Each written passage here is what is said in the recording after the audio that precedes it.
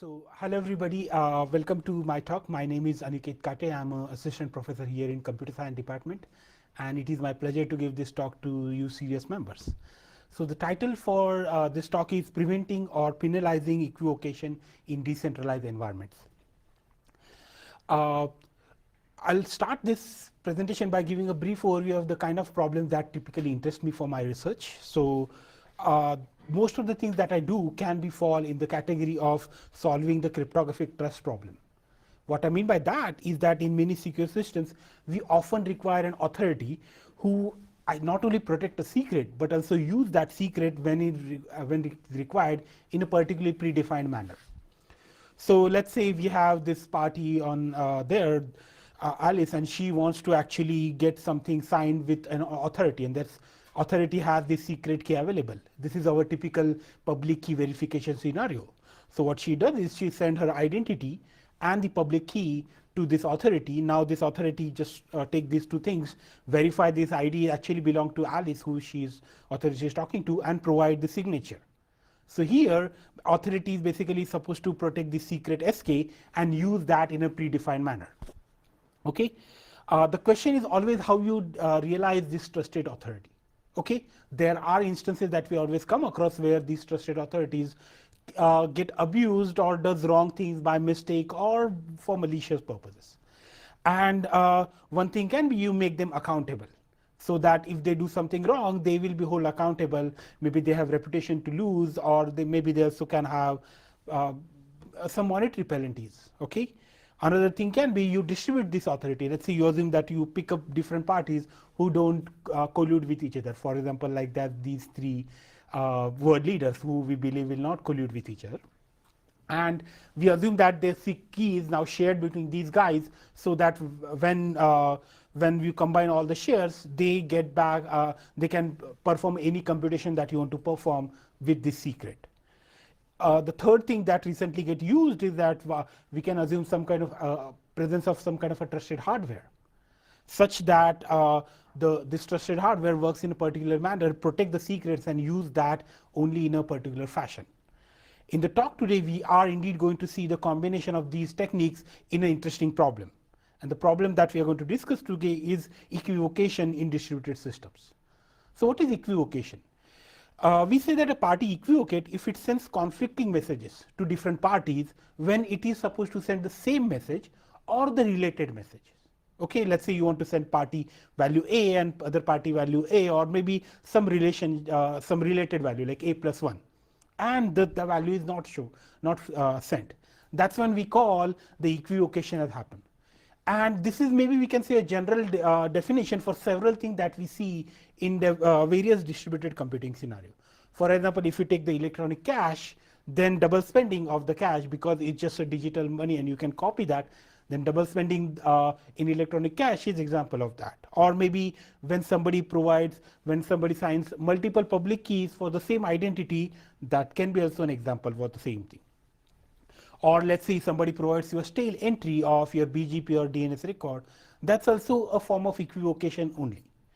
Or maybe even the other example can be inconsistent software updates. So these are just few examples, and we see that in most of the distributed systems, or in general most of the centralized systems that we come across.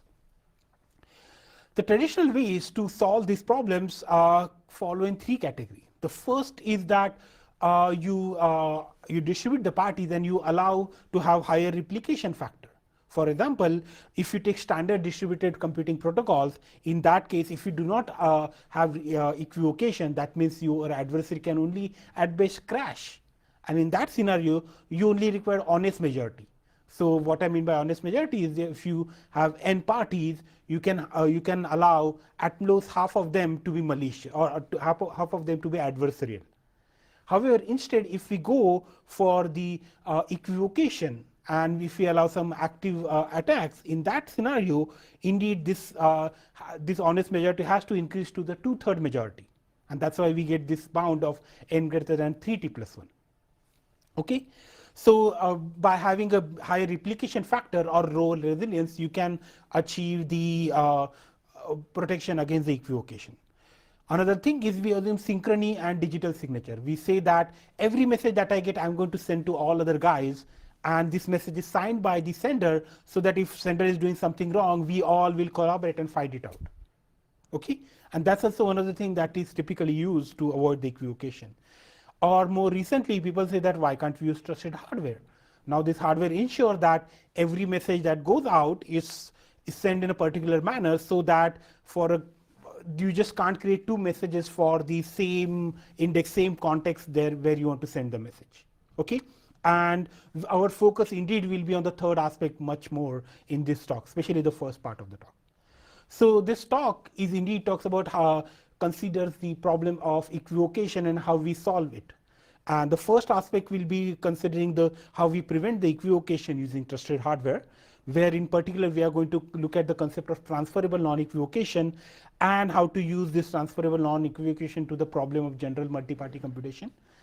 While in the second half we see that there are situations where we just cannot prevent equivocation, but maybe it's possible to somehow penalize every equivocation instance. And in their second half, we are going to see how to penalize that with cryptocurrencies such as Bitcoin, and where we are going to see very interesting aspects regarding that. And in particular, we are going to look at some smart contracts based on Bitcoin.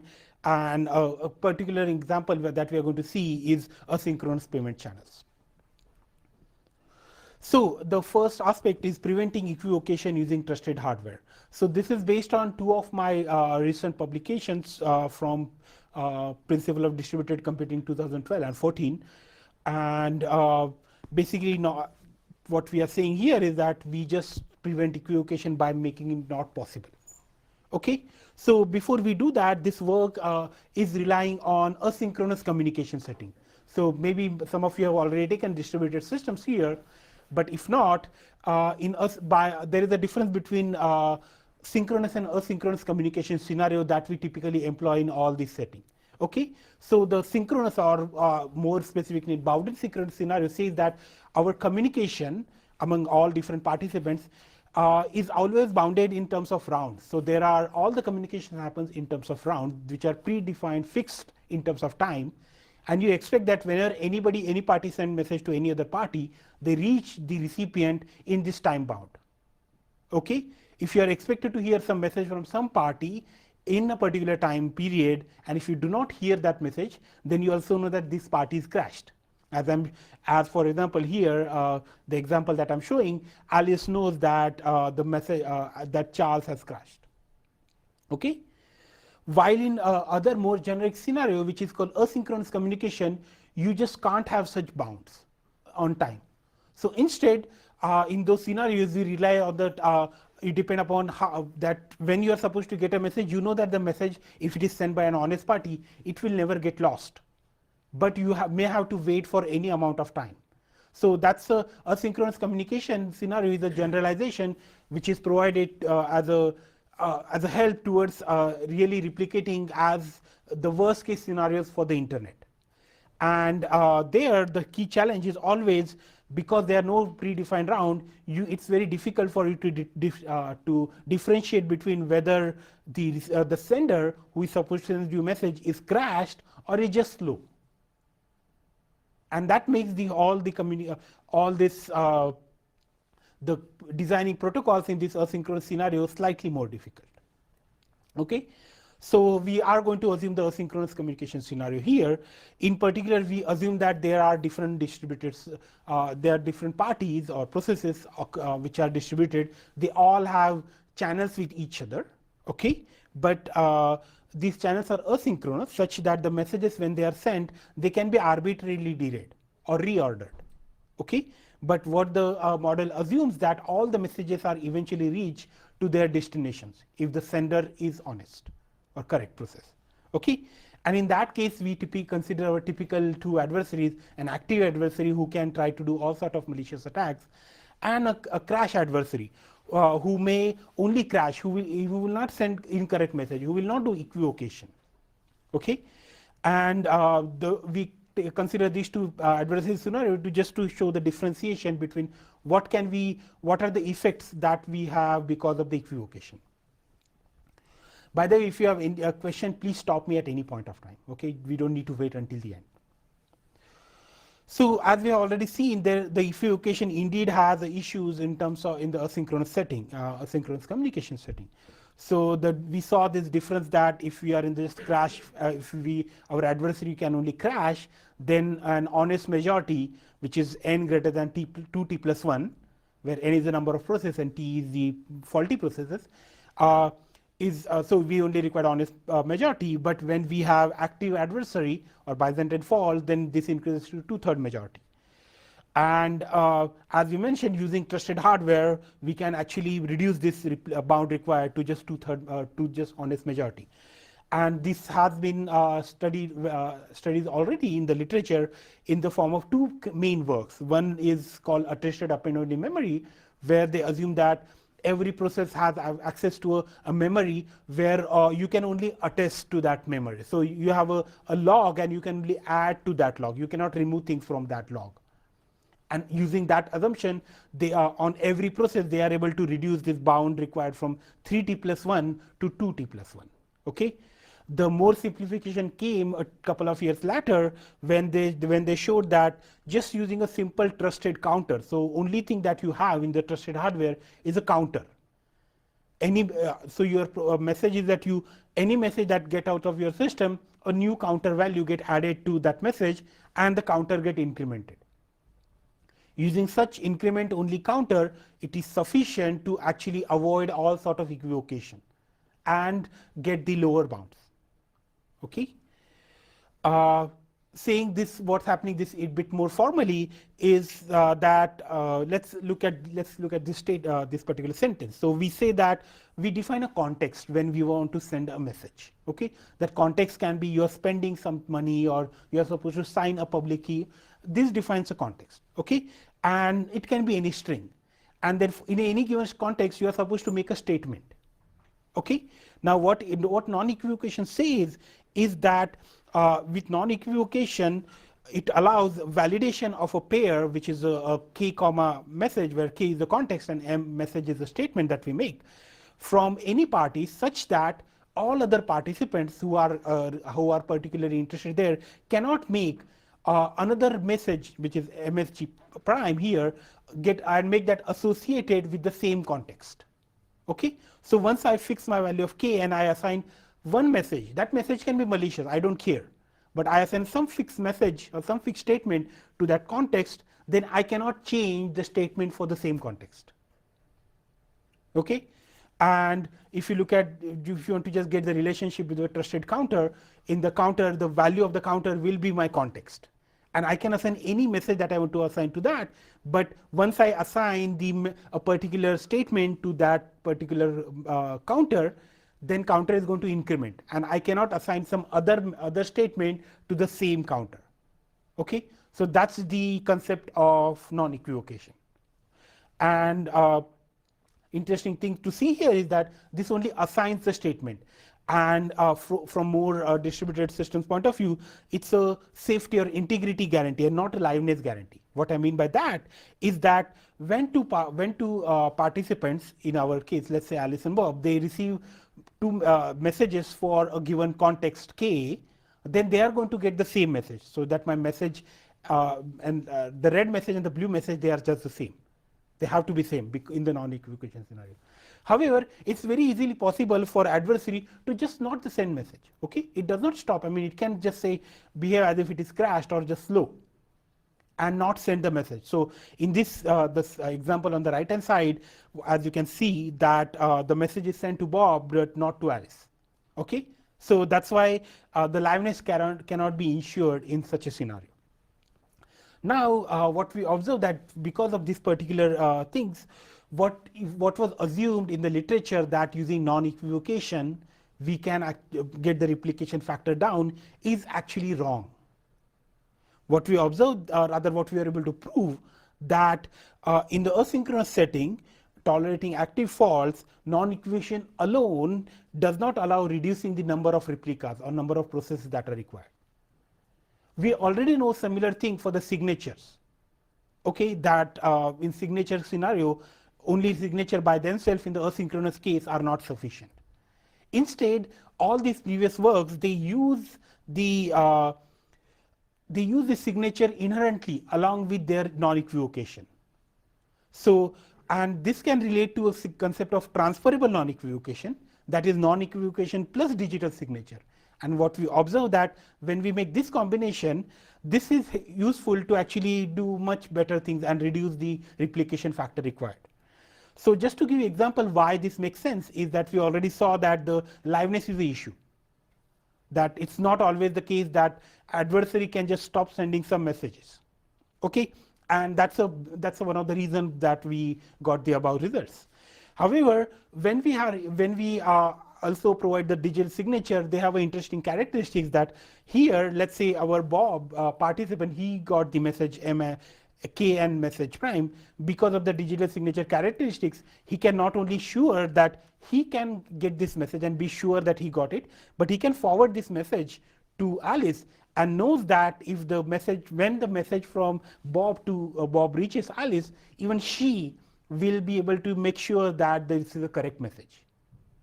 Okay, so that's how, because of the digital signature, you get this transferability of equivocation tags, which allows you to overcome the barrier of n greater than 3t plus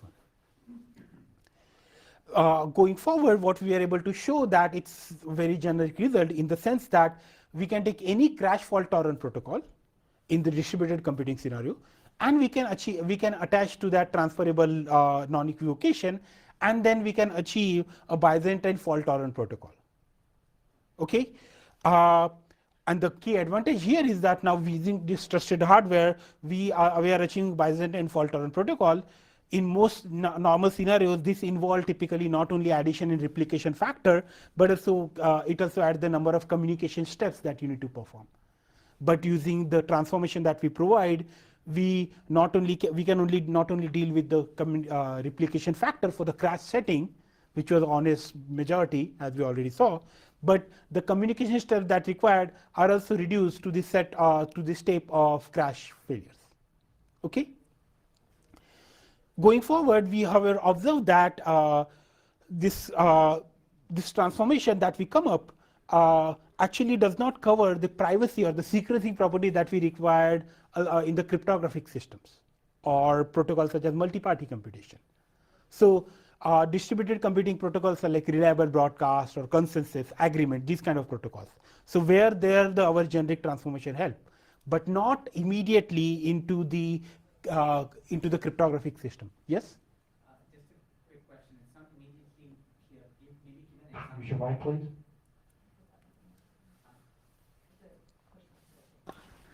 Could you maybe give an example of, do I understand that this non-equivocation adversary is strictly weaker than the Byzantine adversary? No, this adversary is as strong as just we put a restriction in terms of the non-equivocation that you assume it's a Byzantine adversary, but it just cannot send the message because in the protocol level. But he can send incorrect messages, which the domain then of this they will is be unbounded. dropped out because every message has to associate it with some kind of a tag or some information saying that a tag which is coming from the hardware. And if that message that you send and the tag, they do not match with each other, then you are going to throw that message. That's the power that the recipients have. So it's strictly weaker than the Byzantine adversary. Okay, go ahead. No, I guess my question is no, this. it's a different. I mean, your adversary is strong. Your setting, your communication or system setting has other provisions to take care of that. That's a way to look at. But maybe you can also look at that using strictly weaker. Yeah. Okay. All right. So yeah, we saw that examples where indeed we get general transformation, but this does not work for the cryptographic protocol that we may interest. And in the next work, where indeed we try to develop a system like when we also want the privacy properties or secrecy properties along with the standard safety and liveness property from the distributed computing protocols, what we need to perform. Okay. So in general, we the concept that we develop is called transferable non-equivocation for asynchronous multi-party computation. Yes. Sorry. Just a quick question. The previous result applies to what liveness property? So whatever is possible with the standard crash protocol will now go to the. So it does not introduce. Yeah, that's a good point. It does not introduce a new liveness property. It just actually whatever liveness property is possible for crash protocol now will go to the Byzantine fault tolerant protocol. Yes. So for those of you who do not know the problem of multi-party computation, it's a generalization of problem that we solve in cryptography. So we assume that there are n parties and each party has a private input. And in multi-party computation protocol, they want to compute some particular function on their input. All right, so let's take an example on our right-hand side. There we see that, let's say there are four different participants, Alice, Bob, Charles, and Donald, and they want to work a particular function f, let's say a parity function on their inputs. Okay, so what properties that we want from the MPC is that the first thing is correctness. That means in the end, when the output comes and whoever that output is available to, they get the correct output. Okay. The second thing that you want, privacy, which is a critical property here, that it should not be possible for our adversary to know anything more than what they can find out from the output for the input that is provided by all the participants. Okay. And the third thing that we want is termination, where we want to indeed finish this protocol. If the protocol does not finish, it is of no any use.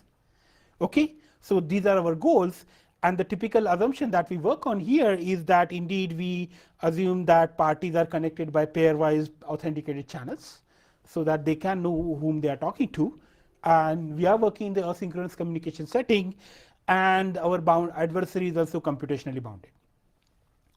Okay.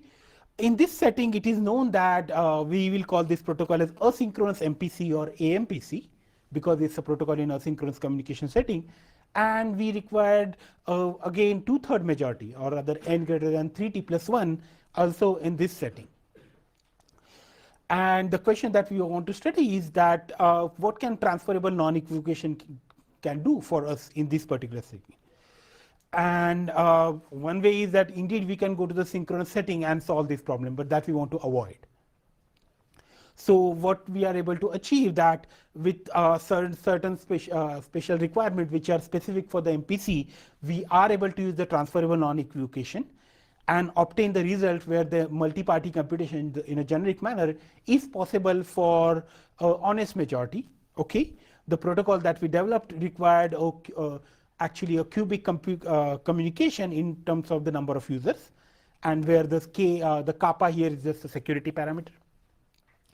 And it required the threshold encryption and homomorphic encryption, but not threshold homomorphic encryption setup, as with the previous work. And the key component that we developed here was a asynchronous verifiable computation protocol, which is the key component that we use here. And that's also something which was not previously available in the literature. So just very small 101 on asynchronous multi-party computation. Here, typically your protocol, the computation that we want to perform, I'm showing on the right-hand side. And there you can see that there is the typical first phase there is the input phase, where what we do is that we take the input from different participants and secret share them, so that now they are available in a shared manner to all the participants, such that nobody knows a particular any of the secret, but they have some share of it which they can play or do any computation afterwards. The next thing is the computation phase, where basically you take your computation that you want to perform and you represent that as an arithmetic circuit and perform all the operations of there, especially additions and multiplication on this arithmetic circuit to obtain your output. Okay, and additions are local, while multiplication requires some special technique that we are going to see. And finally, once everything is ready, you take all these inputs and combine them together to get the output. Okay, so these are the three steps that we generally look at most of the multi-party computation protocols. And as you can see there, the additions are local and immediate. The key task is always the multiplication. So multiplication means that I have provided, let's say, input from two participants, x from some participants and y from some other participant, and if we want to multiply this input. Okay, so that finally we get the multiplication of those two input in a shared form. That's the goal. And as it turns out, this is a critical task, and the most standard technique to do that is concept of a beware circuit randomization, where they use a particular mathematical identity, which given another random pair of u, v, and multiplied and a sharing of some value u, some value v, and product of them, that is u, v, you are able to use one pair to compute the other pair which is of your interest. And then idea is to you generate all these required u, v, and u comma v and comma u multiplied with v pairs, several of them in the pre-processing phase, and do the multiplication based on that. So for all those of you who want to see, when you want to solve multi-party computation, we always want to just generate such triplet, and once you got this triplet, the task afterwards is very easy. So this triplet is typically known as supervised triple generations, and that's where the major task in the multi-party computation has to perform. In our case, this typically just shows the steps that we follow in our generation. We don't have to worry about that too much here. The key thing will be we are just going to pick the basic building block that is required in this setting and just try to see what is this building block and how we actually develop this building block using non-equivocation. And that building block is supervised sharing. As it turns out, this supervised sharing is almost equivalent to a generic concept or well-known concept of verifiable secret sharing. So verifiable secret sharing is a extension of standard secret sharing, which some of you might already be knowing. But the idea here is that you have a dealer. That dealer has a secret, and that dealer wants to distribute the secret among several parties, such that some of them, a predefined subsets of them, can come together with their shares and reconstruct the value as and when it's required. Okay, you have guarantees such that it's indeed when those shares come together and they are reconstructed, you get the secret that is provided by the dealer, even when the dealer is malicious. And his whole issue is to just provide some randomness and create a chaos among those participants. So in the example, I'm showing 4 participants there, which are getting their share 1, share 2, share 3, share 4. And the key property that we required is that if we take, let's say, any 2 of these shares, as I'm showing there, and you use a well-defined algorithm, you always get the same secret. Okay. However, the privacy property here is that when you just take one of these participants and their share, let's say share 1, that is not sufficient to actually know anything about the secret S that dealer has distributed. Okay. Now the question is how you actually compute this verifiable secret sharing in a synchronous manner. So it is a well-known result that for this particular verifiable secret sharing itself, you required a 2/3 majority. Okay, and you required private channels and cryptography commitments to achieve this computation. If you want to really want the properties of such as termination, then you required n to be greater than 3t plus 1. Okay. I'm not going to go into the detail of that protocol. This protocol is interesting but complex at the same time. But I'm just going to give why we require these 3t plus 1 parties. Okay. So the general idea that is here is that in asynchronous scenario, we can never be sure if somebody is slow or crashed. So we cannot always wait to hear from all the participants for their information if they are supposed to send you something. So instead, the idea is always you give away t of them. So once you got n minus t messages, you say, I'm going to just stop here and continue working on your protocol, because others maybe just crash and never come back to you. Okay, so that's why we cannot wait for the last t parties, and that's why we get this bound that n has to be greater than, or the bound should, the number of answers that you hear has to be greater than n minus t. Next, and this is called consistent sharing.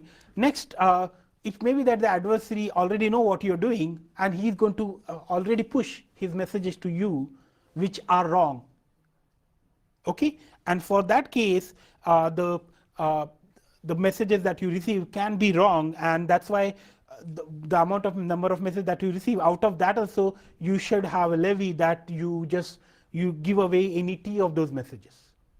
And that's the reason that we further has to remove another T participant for there, and which allows you to then go for n minus 2T.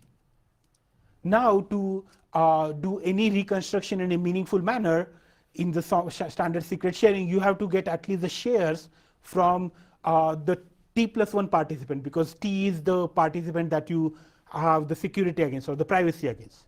So that's why in this such a particular setting, we have the requirement that n minus 2T, the requirement that I'm showing in the last box, is that this n minus 2T has to be greater than T plus 1. And once you substitute, make this equation right, we get that we indeed required 2/3 majority or n greater than 3T plus 1 to run the verifiable secret sharing protocol. Okay, and let's say we just introduce non-equivocation. This immediately does not work over there, because let's say if we introduce non-equivocation there and we reduce the number of parties to 2T plus 1, in the final box we can only have one participant on the right hand side of the equation. Okay, so we are in secret sharing scenario and we have this one participant, and somehow he's providing all the necessary information to everybody else, all the other honest parties. But that's not the way to go, because then how we achieve the confidentiality, because then he knows all the information that has to be known. So what we observe here is that along with non-equivocation, we also need encryption. So that the idea will be now, rather than doing just giving the shares, I'm going to encrypt all of my shares for their respective recipients and then push that to all the participants. Now in this case, even when one participant got all the encrypted shares, the only thing, he doesn't know what's written there inside. And he is only going to forward them to the respective receivers to eventually receive the values that they want to receive.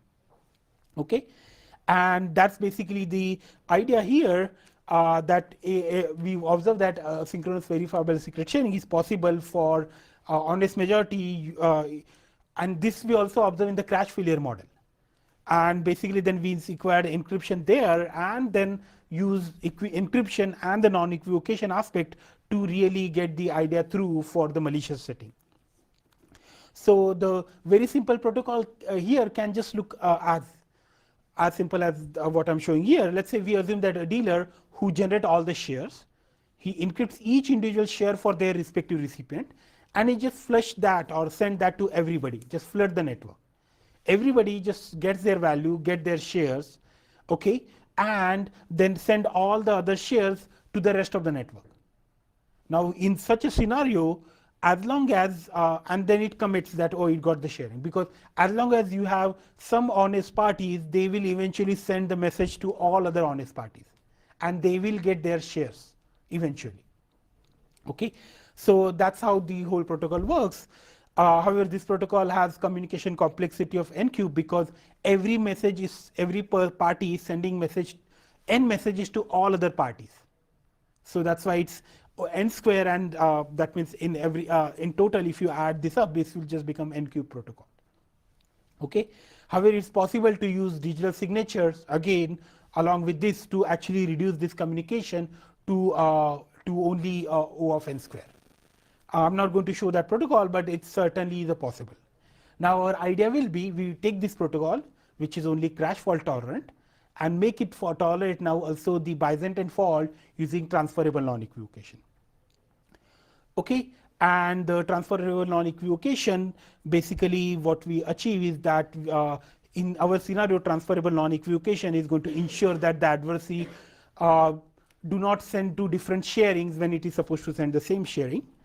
Then we are going to use zero knowledge proof to ensure that the encryption that we got are for a correct secret sharing, because he may just otherwise send some garbage out to all other participants.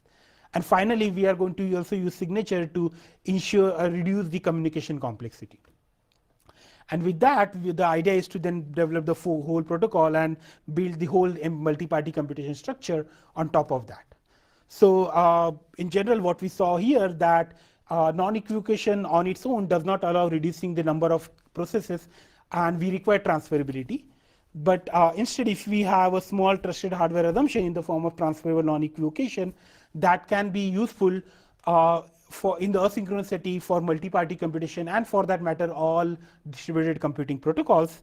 And the encryption of the requirement of encryption and zero knowledge proof was certainly a bit came to surprise to us as well. Now moving on, we are going to look at slightly different scenario, which is that penalizing equivocation. So many times the prevention of equivocation may not be just possible. So if you look at the standard scenario of using synchrony and digital signature, I got two different messages signed from the same participant. I know that he is wrong, and I can maybe remove them from the system. But in many distributed systems, such as social network or whatever, we always have weak identities, or we always have identities which have privacy requirement. So although when somebody does something wrong, we may not be able to determine who is the real person behind that. We may bar their currently used identity, but they can just go ahead and pick some other identity. Okay, so as I'm showing in that figure there, basically adversary can just create any number of Sybil IDs and keep on employing a new ID every time it does something wrong. Okay, and it's a problem. And then the question in this scenario is that how can we actually stop adversary from launching such Sybil attacks, or such attacks where he just keep on shifting identities. Okay. The first thing to see is that how we solve this problem in real life. So real life, what we solve this problem is that we make contracts between two participants, and the idea is that they both are supposed to follow this contract. If they break the contract, the idea is that they have to lose some money. Okay, and there will be an arbiter who will just look at what things has gone wrong, and basically then punish the participant in terms of some monetary compensation, or maybe can be legal proceeding. Okay, the issue with such a system is that we have single point of failure in terms of this arbiter, because you have to protect its security and availability, you have to protect the privacy, that it does not leak some information such as your identifiers, and it may become unfair in some scenarios. And the question that we ask is that, can we use decentralized currencies because there is no central party, such as Bitcoin, and create this contract based on Bitcoin? We are going to call this contract a non-equivocation contract. So the idea will be you associate the contract that two participants are making and map that contract to Bitcoins. Okay. Let's take a very simple example to understand what's happening. So let's say there is a party who is on left hand side, and this particular server is supposed to send two messages to two participants, let's say Alice and Bob again. And what it says is that unless I follow this some requirement, I'm setting this money, which I'm showing there is in Bitcoin, aside, and if I do something wrong, the money just goes to the participants. So let's say adversary become malicious, and then it does something wrong in this particular contract. Because these contracts are made, the money will just basically get transferred to the Alice and Bob, or for that matter some other participant. Okay, so that's the idea of penalizing equivocation using Bitcoin smart contracts.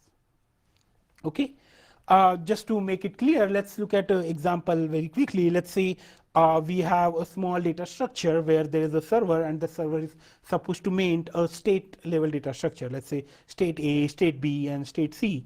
And the equivocation will happen then when it actually it does not follow this chain and basically divert at some point, such that one participant sees state D while the other participant sees state E.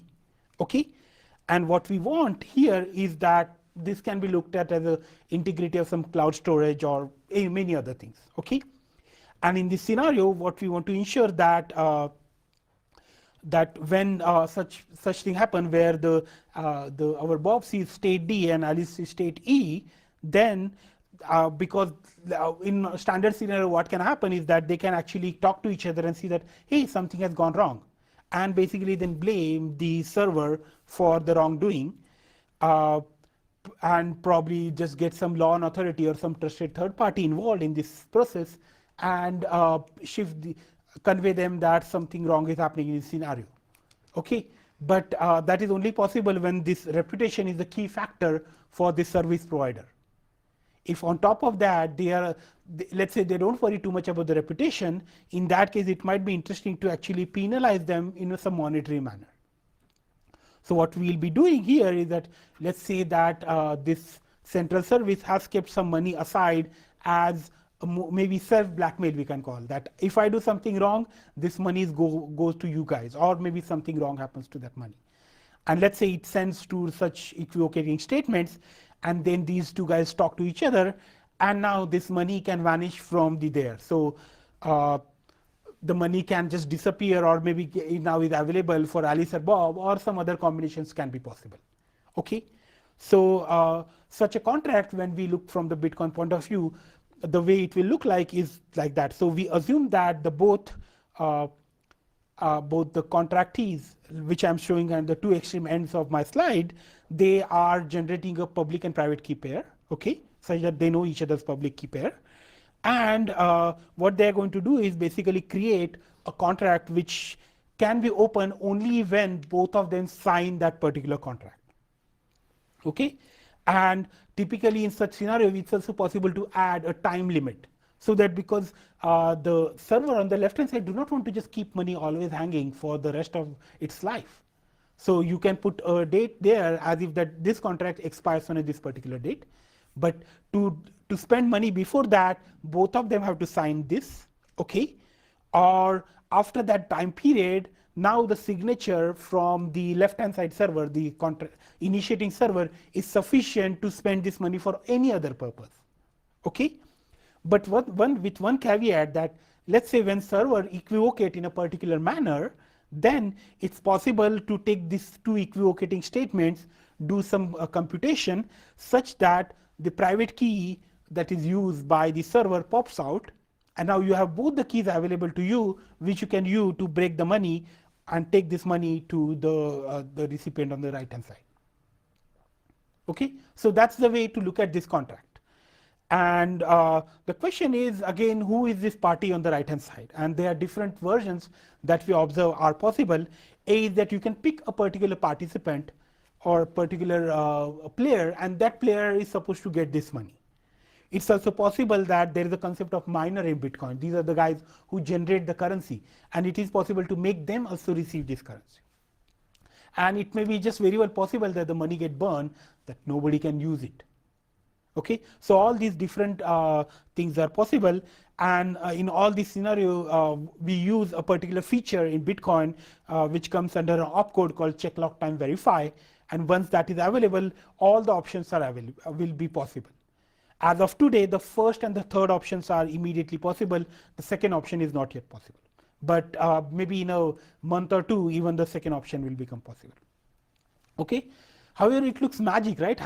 You are providing two signatures, and all of a sudden, you get if two signatures on the same context, you get the private key out. It looks magic, because how come since when the signature started to give away the private key? And that's why we have to introduce a new cryptographic primitive here, which we call as accountable assertions, which basically allows you to make assertions or make statements which you can be held accountable for. Okay, so the general idea is very simple. We make assertions, or the statement that we saw here, and similar to our equivocation concept, we have context and we have statement. Okay, and then idea is that basically it should not be possible for you to make two different statements for any given context. Okay, if you do that, then you have something to lose, and in this case, it will be the private key for your Bitcoin account. Such a primitive can very easily be seen as a statement where you have a assert command which is available to this the server, who can who can use some secret key, a context, and a statement for all different kind, and send those statements to the recipients. And recipients can verify, given a public key, that this context and this statement indeed makes sense for the information that I know the adversary knows. However, with another caveat, that let's say it makes the two conflicting statements. So you can see on the slide that I'm keeping the context same, but I'm changing the statement. And in that case, the private key pops out. Okay, So that's the property that we want. At the same time, then it should not be possible for an adversarial user to just ask for two different statements for the same context, and then now use that to get the private key and then break the whole system. So conceptually, we also want the secrecy for the server, that his secret key is not leaked in any other scenario. And without going into the detail, we are able to achieve that with the known cryptographic techniques. In particular, we were able to use the Merkle tree chameleon hash functions, and and the combination of that, and associate that with the elliptic curve that are used on Bitcoin to get our construction. What we achieve using that is basically, once we use the key pair that is used in these accountable assertions to be same as the key pair that I use in Bitcoin, then it's possible to actually create the contracts where any equivocation will lead to loss of Bitcoin. Okay, so that was the overall high level idea, and that we are able to use in various different application scenario. The most prominent one is asynchronous payment channel, where the idea is we have a concept of payment channel on Bitcoin, which allows the adversary to make a channel so that they already say that I'm going to spend with this bus company, let's say $10 over the period of 1 month or something like that. And whenever I make such payments, eventually I spend little bit of that. So it's similar to our gift cards. Okay. The advantage of such payments is that it allows you to do transaction very fast, and it's also very scalable for the system. So the example for this can be, let's say Bob here is going to spend $5 over the time period with this particular authority. So it can just basically keep spending one at a time, and slowly these channels get filled. All right. And the equivocation in this scenario can happen when, let's say we have Bob who actually try to spend the same thing with two different applications. And this can happen when these two applications use the same payment channel, but they are not synchronized with each other. And that's why we have the name asynchronous channel. And in this case, then the question is that how we take care of that. Finally, when these two buses, they reach their destination, they'll see that, hey, somebody double spent with us. But as in typical Bitcoin scenario, we do not know the identity of the user. We cannot ban anybody immediately. And that's the interesting problem. What we observe that we can use our payment channel along with our accountable assertions, leading to non-equivocation contract, and solve this problem. In principle, the idea will be, if such a non-equivocation happen, I will lose all the money that is available on the payment channel. So I do one wrong payment, and I lose the rest of the money on my payment channel. Okay. So there are other applications that we work out, and I'll be more than happy to talk about them later. But here I'll just end with this particular example that I gave, and provide a summarization here that not always it's possible to prevent the equivocation. There are scenarios where instead we'll have to penalize the equivocation, maybe through monetary or maybe through loss of some information. And what we saw here example, which is where we penalize people based on the Bitcoin contracts, in the sense that when they make some conflicting statements to each other, then it's possible for those recipients of the statements to come together and make this adversary or this server who made conflicting statement lose their money. So with that, I'm finishing my presentation, and thanks a lot for listening to me. Questions?